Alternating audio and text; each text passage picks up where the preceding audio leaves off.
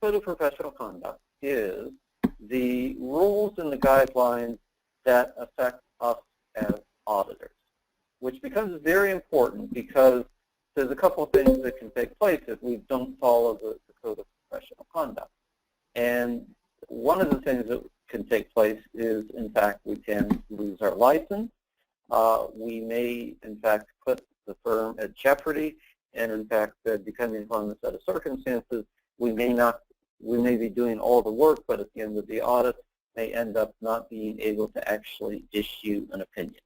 So this is pretty important stuff. And I think you find in the CPA review material that there's actually a lot of information provided by this.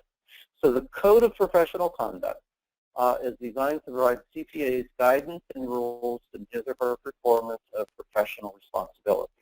The code consists of principles, rules, interpretations, and other guidance. So you notice in the next slide, as we walk through this, is that what we are looking at is we're looking at a pyramid. So the principles essentially is the overall framework.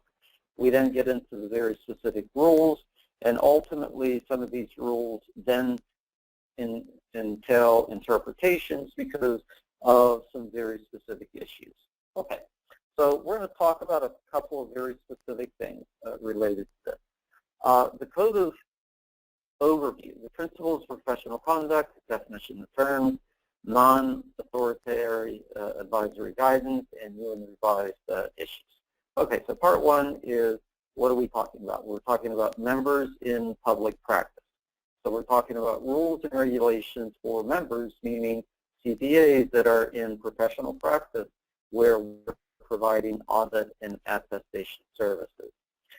Members in a business, there is other issues related to this, that maybe we're a CPA that we are actually working for, maybe we're a CFO or an accountant, and then ultimately other members.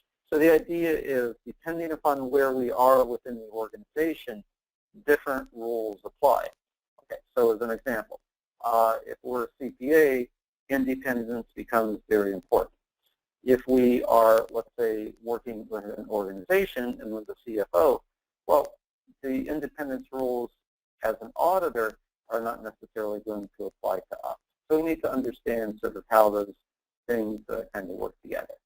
The conceptual framework really puts together all of these things in terms of a process that we want to look at. Okay, so the purpose of the conceptual framework is to address situations not directly included in the professional code of conduct. The overall approach is we consider threats to compliance with the code and available safeguards. There's three conceptual frameworks for CPAs in practice: threats to code of compliance, threats to independence, and then CPAs in business, threats to compliance. The conceptual framework, threats with an example, is adverse interest. Okay, so the issue becomes is, what are we going to do if there is client litigation against you as the CPA? How is this going to affect what your interaction with the client from an audit perspective? Advocacy threat. The CPA endorses the client's product. So the Roger CPA gives the example of, let's say you are the CPA that you are presenting information that's going to the SEC regarding a new registration. Is you need to make sure that you are not placed in a role where you are advocating the purchase of the stock. Familiarity. CPA's close friends are employed by a client. And one of the things that we talk about is we want to make sure that we don't become friends, close friends, with with our clients. So as an example is, let's say we were working with the client, and every night after the engagement is we go out with the CFO and we drink a few beers and we watch football games and all that. Well, it's very difficult to maintain independence where we have that level of familiarity. So we need to understand that we need to maintain professional relationships with the client, but we really don't want to have that relationship extend beyond that. Management participation, the auditor is not allowed to participate in management. We certainly don't want to be auditing if the CPA has a financial interest in the client. Self-interest related to bookkeeping services and other services, the rules change, and then undue influence, CPA and firms threatened with dismissal from the engagement. So the idea is that if we are working with a client and we're telling the client, you know what, you really do need to make these adjustments so that the financial statements are fairly presented. And they come back to you and they say, listen, we're not going to make this change, and if you have a problem with this, we're going to fire you. Well, that's undue influence, and that's clearly something that we want to, frankly, something like that would be something that we would probably want to walk away from the client. So we need to have that ability. So the idea is that if we walk away from the client, but we're fearful, well, we can't pay our bills and so forth, well, maybe the client really does have an undue influence on you that is going to create a problem. Conceptual framework safeguards with examples created by professional, legislative, and regulatory. So the idea is, as an example, is continuing education.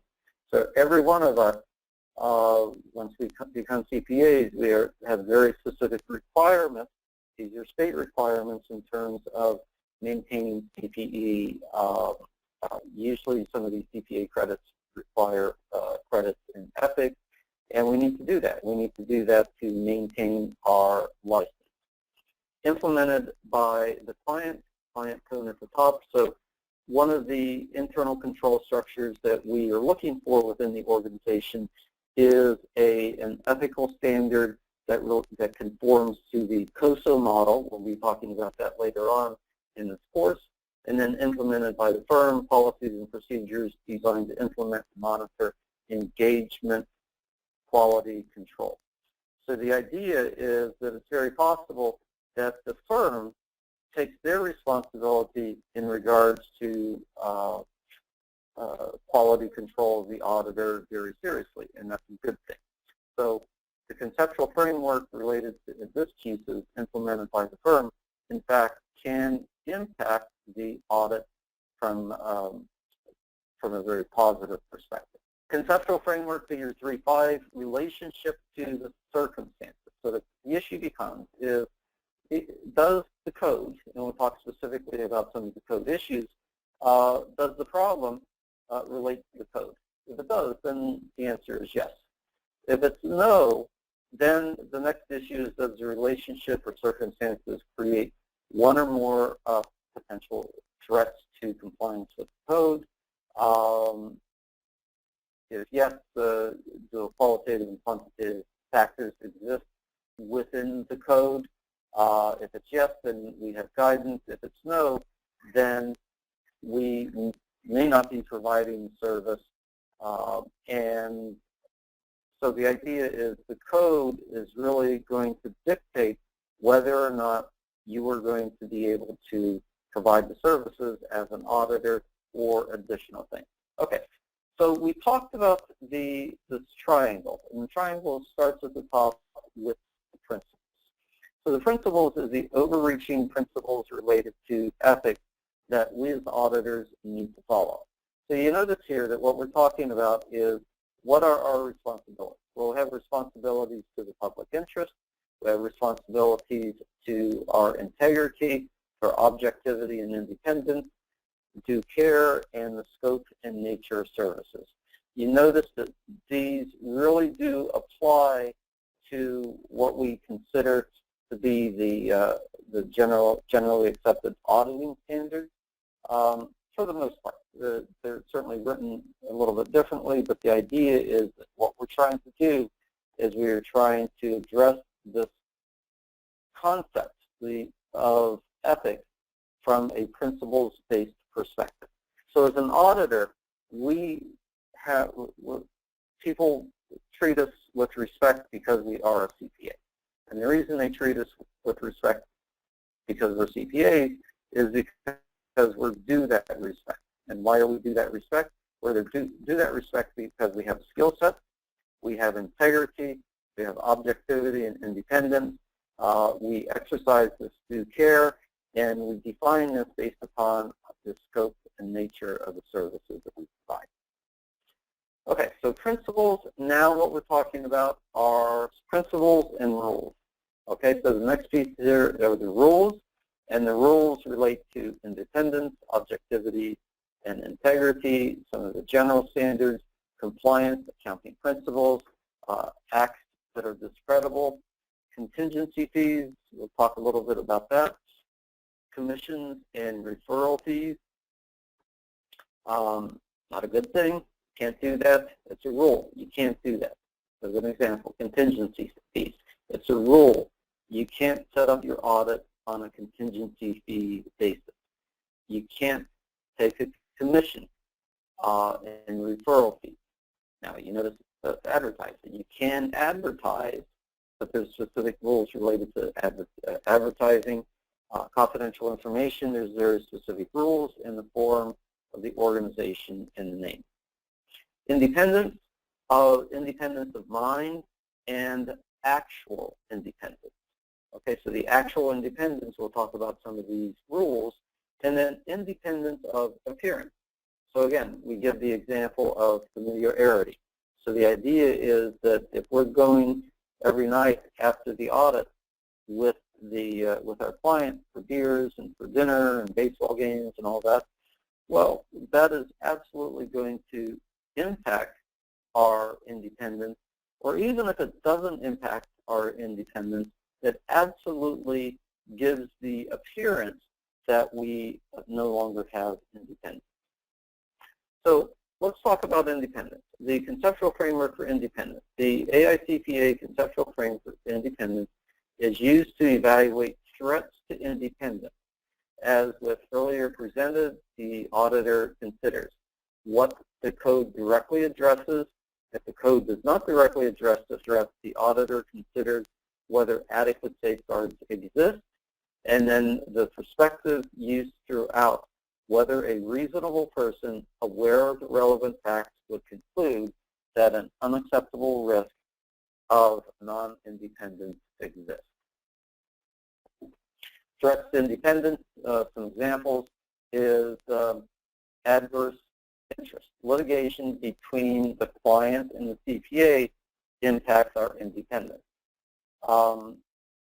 And so does, and you actually see financial self-interest, CPA owns stock in the client, but if the client owes us money, so as an example, if the client owes us money from last year, guess what? We're no longer independent. They got to pay their bills, otherwise that's going to impair our independence. We talked about this, the advocating the security. Well, we're not independent because we are in fact becoming an advocate of the firm. Familiarity, a spouse holds a key position within the organization. Now, a spouse could work there, but would not be able to work in a key position within the organization. Self-interest of the CPA owning stock. Well, we'll talk about direct and indirect interest, and we need to understand that issue. Management participation, we've already talked about that. Self-review, the firm has provided consulting that relates to the audit. So if we do anything that essentially gives the idea or the concept that we are auditing ourselves, we have, in fact, impaired our independence. Undue influence, again, we've given examples of that. And I think we've given examples of this. And what we're looking at here is, so we're talking about independence. So if it's specifically stated in the code, the issue is that we follow the code. If it's not specifically stated, we understand whether or not the independence becomes an issue. Okay? So this is sort of the the decision tree here. Individuals versus firm independent and covered members. Okay, so individuals versus firm. Not all individuals need to be independent. The firm must be independent to perform the attestation services, but individuals within the firm don't necessarily have to. So one of the things that we talk about in this class is as we are developing the engagement, certainly we're not going to do the engagement if the firm is not independent. Let's say the firm is independent. But before we assign the team that's going to be working on the audit, the first thing we want to do is we want to make sure that there's no one on the team that independence is impaired. And so let's say you have an audit manager and his wife is the CFO. That's okay. He just can't work on the audit. He can work on another audit, but he can't be involved in this audit. Okay. And now we're talking about covered members. Covered members include staff working on the attestation engagement. So individuals working for the firm are only covered members if they're actually working on the engagement. An individual who may influence the attestation engagement, a partner in which the partner in charge, a partner in the office in which the partner in charge of the attestation engagement primarily practices. A partner or managers that provide a specific amount of non-attestation services, the public accounting firm and its employee benefit plan, and any entity controlled by one or more. Okay. Independence required for all staff. No partner or professional employee may own more than 5% of the attestation client outstanding equity. Combination of all such persons must also be at 5% or less. No partner or professional employee may be a director, officer, employee, promoter, trustee of the organization. All direct financial interest is prohibited. Okay, so let's just make sure that we understand this. Is what we're looking at here is requirements for all partners and staff. We're talking about here for the covered members, direct financial interest, regardless of amount. Material, indirect financial interest. So we need to define the difference between the direct interest and the indirect interest. So direct interest is investment in a client, such as owning capital stock or providing a loan. Okay? Indirect interest is investment in a mutual fund in which it in turn owns capital stock of the client. So mutual funds are interesting in terms of their interaction with financial interest, because the reality is that if you own a mutual fund, you're not absolutely certain at any given point in time how much stock they own in an organization. Nor should you, because the only time you know is at the end of the year. However, the issue is that if it's immaterial, and we talk about immaterial to the investor's portfolio as opposed to immaterial to the mutual fund. So chances are, if you own a mutual fund and that mutual fund owns that stock, it's not going to impair your independence. However, any direct interest, you own the stock, you have a loan, you've given a loan, create an independence issue. Okay? Okay, so this actually then becomes the amount and the criteria that you need to consider. So what you notice here is a CPA partner, employee, or an investment club of such partners and employees own more than 5% of the client's outstanding securities. Covered member, firm, independent, impaired. Non-covered member, firm, independent, impaired. A CPA, firm partner, or employee is simultaneously associated with client as director or employee. This is an independence issue. a CPA has any direct material interest or material indirect financial interest. And the issue here is that if it's a covered member, the independence is impaired. If it's a non-covered member, the firm independence is not impaired. Okay? And the key word is material indirect. So again, it needs to be material to the person, this indirect interest, okay? A CPA has a material joint, closely joint held investment with the client, and this is an impairment issue.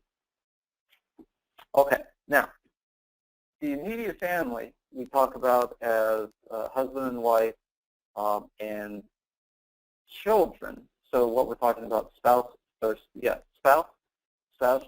equivalent, or dependent. So they're dependent children. Okay, this is an immediate family. And then we have close relatives, parents, siblings, non-dependent children, and other relatives. So this is a very good slide to really pay attention to. And what you notice here is that the immediate family, the immediate family must, in general, comply with the independence rules. Okay. The accountant and the firm is, there's no independence issue if a family member is in something other than a key position. So let's say your husband and wife is a nurse in a hospital and you're auditing the hospital financial records. Well, that's not a immediate family.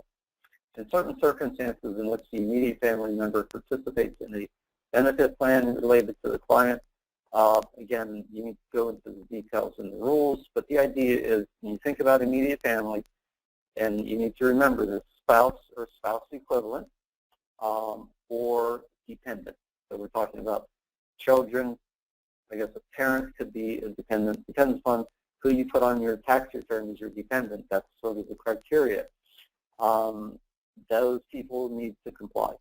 Close relative, includes parents and so forth. So accountant and accountant firm is impaired if the individual on the audit team and the individual in a position of influence or any partner in the engagement has a close relative who has a key position or a material financial interest in which the accountant has knowledge. So the key word here is has knowledge. So the issue becomes is don't go around asking your relatives if they have a material financial interest in the company, because as long as you don't know about it, it's not going to be a problem. Other relatives is only impaired when a reasonable person aware of the facts and circumstances would conclude that there is an independence issue. Consulting services prohibited by Sarbanes-Oxley. Bookkeeping, financial system design and implementation, appraisal or evaluation services, actuarial services, internal audit, outsourcing, management function, investment. So a lot of these things, you kind of go back to that rule that we talked about a few slides ago, is you can't be participating in management decisions. Integrity and objectivity applies to all members of the AICPA and to all services provided by CPAs. Violation makes or permits or directs another to make material incorrect entries into a client's financial statement. So again, if you are a CPA and you're not the auditor, you're the CFO, you still have to have integrity and objectivity. General standards apply to all CPA services. Professional competence to professional care, planning and supervision, and sufficient relevant data. Okay. Compliance with the standards, the technical body is the Audit Standards Board. Management and Consulting Services is Executive Committee. Audit and Review Committee. See what you see here, and these are the standards. So again, as we kind of go through these, as you notice, we have the principles, we have the rules, and then ultimately the the allocation of the interpretation. Okay, let me kind of go through some of these quickly because we need to jump over to our next session, and we'll spend just a couple more minutes and then continue on. Record retention. Client-prepared records should always be returned to the client. You cannot hold hostage your records for payment or for any other reason. Client records prepared by the CPA should be provided to the client, except that they may be held if they are incomplete or fees are due. Okay, so this actually is very important because these are the kinds of things that you need to see on the CPA. If they're client-prepared records, who do they belong to? They belong to the client. They should always be returned. There's no circumstances where you can retain it. If we prepared the records, so as part of our work files, we prepared certain things that may be of interest to the client, and the client requests them, well, we can withhold those for legitimate reasons, including they haven't paid their fees. Supporting documents and judging entries should be provided to the client, but may be withheld if fees are due. And then the work papers need not be provided to the client unless required by the law. And generally speaking, CPA review work papers, if they're turned over to the client, it's usually because of some sort of litigation. Contingency rule fees. So we cannot complete the audit on a contingency. Allowable for clients for which CPA provides none of the following services. So think about this from the reverse perspective. So we provide an audit or review, we cannot have a contingency. If we provide a compilation except to be used by a third party and does not disclose the independence, then we get no contingency fee. An examination of so allowable for clients for which the CPA provides none of the service examination. Contingency fees are not allowed to prepare original or amended tax returns. So you can't do a tax return and say, I'm not going to charge you anything, I just want 20% of any money that you get from the IRS. Commissions, referral fees. Commissions, as with the situation with contingency fees, are only allowed for a non-attestation client. Allowable commissions must be disclosed to the client. Advertising rule may advertise as long as it's not false, misleading, or deceptive. Confidential ruling. A member in public practice shall not disclose any confidential information without specific consent of the client. So one of the things that we talk about in the initial engagement with a new client is that we talk about the client with the predecessor auditor. The only way we can talk to the predecessor auditor is if the client allows it. Auditors cannot directly disclose illegal acts by the client unless they have a legal duty to do so, so based upon some sort of problem or some sort of issue that we're going to get through a legal channel from a court order or something. Confidentiality, and this is very important, is that we don't have privileged communication. We do not have privileged communication. So unlike a lawyer, we don't have privileged communication. Okay, let's go to the next set of slides. And the next set of slides is related to liability. Okay, so this is actually some pretty important stuff. And I want to make sure that we are covering this appropriately. So you should see, and it looks like you do see this, is you should see this, the slides here. And what we're looking at is the scope of CPA liability. Potential liability may exceed that of other professions because the number of parties suffering significant loss, possibly millions of investors as well as firm creditors, amounts can be excessive in some cases, exceeding the limits of professional liability insurance. So what we're talking about here is when something goes wrong with the client, chances are that means the client goes bankrupt. So there's no money there. And what are people looking for? They're looking for someone that has money. Well, hopefully the audit firm is successful, but what this means is that they're going to now come to you and say, well, if you had only done the audit correctly, we wouldn't have invested in this firm. Okay? So that's why the auditor really has an issue here. Okay. Some cases are obviously as a result of less than adequate audit reform. I'm not seeing the slides. Confidential client information rule. Okay, so you should see litigation perspective. Scope of liability. I'm not sure why that's doing that. Okay. Audience view.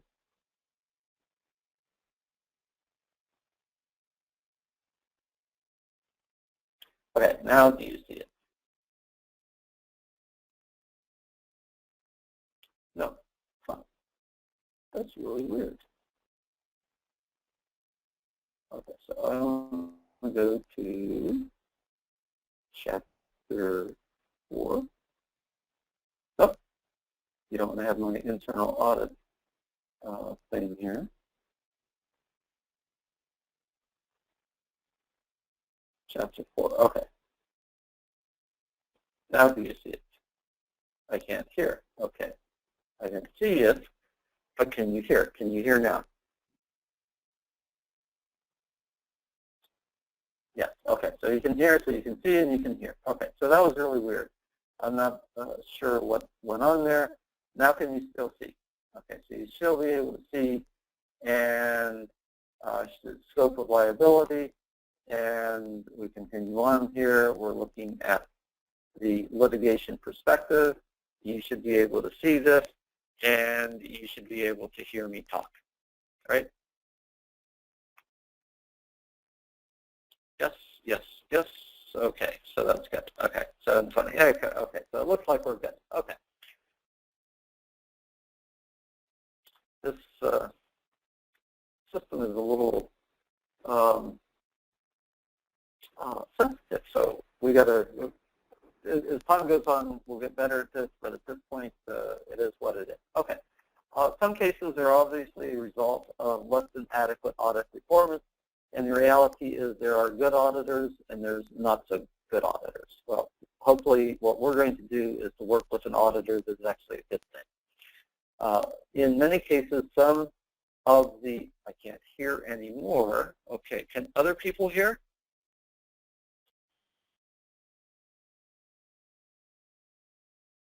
Okay, you're on mute. Okay, now can you hear? You can hear. Okay, so you can hear. Okay, so I apologize for that. Some cases are obviously the result of less than adequate audit performance. In many cases, some of these, of the many estimates made in the preparation of financial statements are hindsight and proven wrong. A case often argues in hindsight that the amounts were unreasonable. In other cases, may be due to other factors such as the ability of the CPA firm to pay, so the deep pocket. So again, back to the point that I was making earlier that maybe people didn't hear, is that in an audit firm, many times they're the ones that are sued because they're the ones that have the money. But there's a couple things that we need to understand. Okay, so the first thing is that when we talk about common law, and we're talking about CPA liability, is this is developed through case decisions and generally arising from breach of contract, neglect, and fraud. Statutory liability develops when a governmental unit passes a law and regulations imposing liability on CPA. Okay, so the idea is common law, statutory situation. Okay. Primary source of CPA liability, breach of contract, or negligence. There is ordinary negligence, a violation of legal due to the exercise of a degree of care that an ordinary person would exercise under the circumstances. So this is the definition of the due professional care, and this is what we're looking for. So negligence is something other than ordinary due care. Gross neglect borders on fraud, and essentially is that we lack even the slight care indicative of a reckless disregard for one's professional responsibility. Fraud is a misrepresentation by a person of material facts. And the first thing that we want to talk about is the statutory regulations, Security Act of 1993 and the Security Act of 1994. So what we need to understand, and we're going to go through these, but the Act of 93 and 94, very important and is tested. We actually talk about other things such as RICO. RICO was established by the federal government to combat organized crime. The issue with RICO is the fact that you can actually recover 3 times the damages. Elements of proof by a client under common law. So we were talking about the statutory laws. Now we're coming back and we're talking about common law. So what we're looking for is duty. CPAs have accepted a duty of professional care. Breach of duty, CPA's breach of duty, and losses were caused by the CPA's performance. Okay, so the idea is kind of look at the elements of proof, and these elements are going to be impacted depending upon the state of the common law, but the idea is that these are the issues. The issue is that the CPA has a duty, the CPA did not breach the duty, someone suffered, and the proximal cause was that the CPA actually caused the loss. Defective duty and breach of duty defined by generally accepted auditing standards in the engagement and legal consideration. So the idea is, what is the CPA supposed to do? Well, the CPA is supposed to do whatever the CPA identifies in the engagement letter, as well as other legal considerations. So if they leave something out of the engagement letter, they're still supposed to do that if, in fact, that would be standard practice. Breach of duty is that the auditor did not perform the obligations listed in the engagement letter. The performance did not meet professional standards and does not imply that the auditors were negligent whenever misstatements due to error or fraud are found later. So the idea is, if you remember when we talk about the audit, we're talking about the audit from the perspective that we are expressing an opinion. This opinion is a reasonable opinion based upon what reasonable assurances whether or not the financial statements are free of material misstatements. So the idea is that it's possible we could have done everything right, but still missed a material mistake. Okay, and that's why we're only saying reasonable assurance. Elements of loss and causation. So the first thing is that, was there damage to the plaintiff? And does this damage depend on the nature of the engagement? Causality. Well, our defense is negligence, not proximate cause, contributory negligence, or comparative negligence. So the idea is that what we're going to say is, well, maybe we did something wrong, but we're not the only ones that participated in this. Okay, and liability may be proportionate or joint and several. So the idea is that our defense is going to be, well, we did what we were supposed to do, but even so, we aren't fully to blame. And in fact, at the end of the audit, before we actually issue the audit opinion, we get a representation letter from management. But basically, you read that representation letter, and we'll talk about this later on in the course, it basically defines the client as being responsible for basically everything. So the idea is that if the auditor didn't find it, you read that representation letter, and the response is, well, they didn't find it because management didn't give them the correct information. Third parties must establish that the loss resulted from performance. And just kind of think about this, is what is our engagement with? Who is our engagement with? Well, our engagement is with the auditee, with the client. Well, third parties are the people that are the shareholders and other interested parties that are looking at the financial statement. So the issue becomes is we have no contractual relationship with these people that are suing. And in fact, that's going to be one of our defenses. So they must establish that the loss was resulted from the CPA's performance, CPA breach of duty of professional care. Third party seeks to establish that it's the same-day loss caused by relying on misleading financial statements, which included an audit report that was inadequate. Gross neglect will establish liability.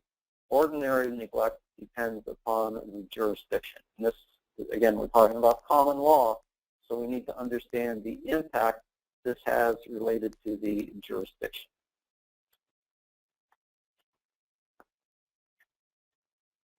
Okay, very important here, okay? So this is common law, and these are state-specific. So when usually the question is someone that follows ultramarines, what is the issue? Okay, so there's ultramarines and the Rosenblum approach and the restatement approach. Okay, so the ultramarines, known as the user's approach, is the auditor knew the financial statements were used for a particular purpose by a known user or third-party beneficiary. So the idea is that we would have known that the user is here. Okay? The foreseen user approach, the auditor knew the financial statements were for a particular purpose, but the auditor did not necessarily know the specific user, such as the financial statements were to be used to help sell the business to an unidentified purchaser. But we could foresee this. And then the final item approach is the Rosenblum approach is the auditor should have realized that it was reasonably foreseeable that the financial statements would be used by this user. Okay, so foreseeable, the foreseen user approach. We knew something was going to, they're using the financial statements for something, we just didn't know what it was. And then finally is the known third-party user. Okay, Ultramarines versus Touche, a landmark case under common law that has established that the auditor can be held liable to third-party beneficiaries for ordinary neglect and to other third parties for gross neglect. Okay, the Credit Alliance versus Arthur Anderson, a common law decision establishing that auditors must demonstrate knowledge of reliance on the financial statements by third parties for a particular purpose to be held liable. So in the Arthur Anderson case, the judge basically said, well, how do you got to prove that you actually used the financial statement for the decision that you actually made in relationship to the audit.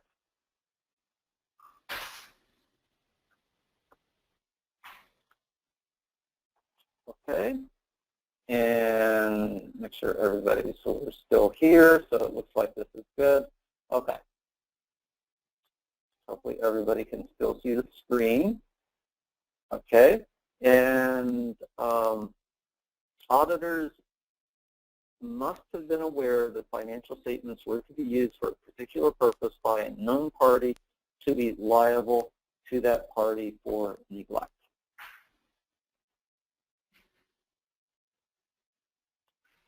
The rush factor is, this is a common law decision in which the auditors were found liable for ordinary neglect to a third party not specified to the auditor.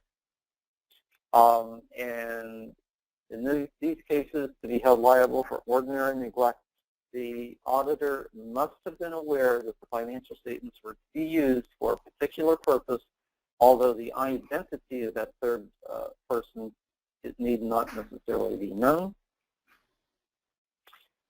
And then what we have here is the Rosenblum approach, is establish that the auditors could be held liable for ordinary neglect to all third parties that the CPA could reasonably foresee as users of the financial statements for routine business purposes.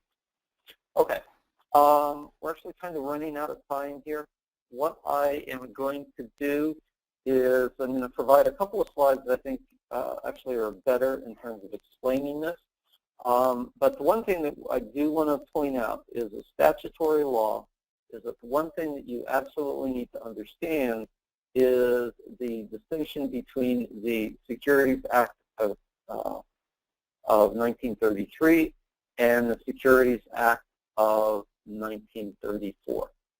Okay, so the issue is in the 1933 Act, which is really based upon the Act that addresses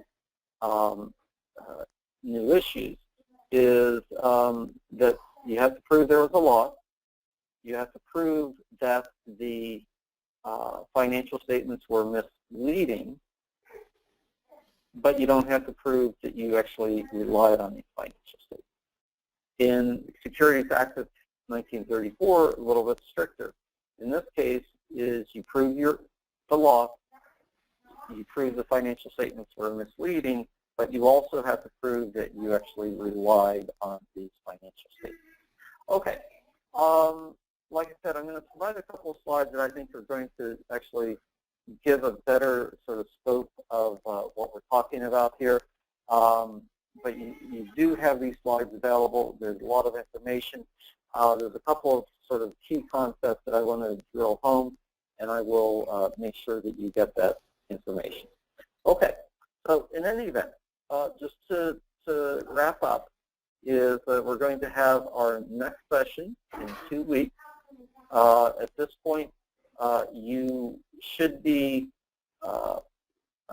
sort of on track in terms of getting your information, completing your quizzes from the Connect Accounting, and you should also have access to the Roger CPA. If there's issues, if there's technical issues, email me, but also email Shirley Claude. If you didn't sign up, there's really not much that I can do. This is one of the reasons that I wanted to make sure that we actually had this set up correctly and gave everyone plenty of time to do this. Okay, so I thank you very much for your time. Again, we will talk in 2 weeks. Will the midterm be on chapters 1 through 6? It will be on whatever the first chapters are. I think it's 1 through 6 or 1 through 7. I kind of forget about that, but I will make sure that. But it's whatever sessions are talked about in our first couple of sessions. Okay. Okay. So I thank you very much. Everyone have a great evening, and we will talk again in 2 weeks. Okay. Okay. Thanks.